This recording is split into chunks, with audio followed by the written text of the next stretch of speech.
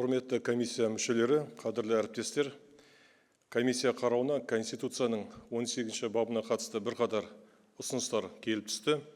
Заңгерлер мен мамандардың пікірінше заң техникасы тұрғысында сұрақтар бар. Атап айтсақ, осы баптың 2-ші тармағында сот шешімінсіз адамды заңда көзделген мерзімнен артық ұстауға болмайды деп көрсетілген. Бұл дұрыс жазылған мәтін, дегенмен орыс тіліндегі аудармасында онда мерзімнен артық ұстау деген шешуші ұғым көрсетілмей қалған. Сол себепті кейбір мамандар сот шешімінсіз күдіктіні ұстау мүлдем болмайды деп түсіну қаупі бар екенін айтуда. Яғни қалыптасқан сот тергеу тәжірибесі қиындыққа тірелуі мүмкін деген пікірлер бар.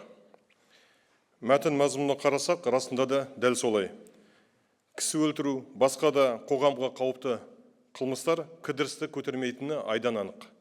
Қылмысты тоқтату, осы мақсатта күдіктіні ұстау, оны дереу оқшаулау құқық қорғау қызметінің ең негізгі міндеттерінің бірі болып танылады. Тек осыдан кейін ғана оны күзетпен ұстау туралы шешімді сот қабылдайды. Бұл дүниежүзілік практика.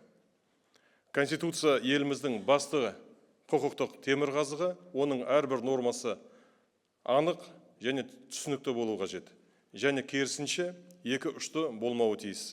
Сондықтан да талқылаудағы осы норманы заң техникасы тұрғысынан қайта қарап нақтылауды ұсынамын.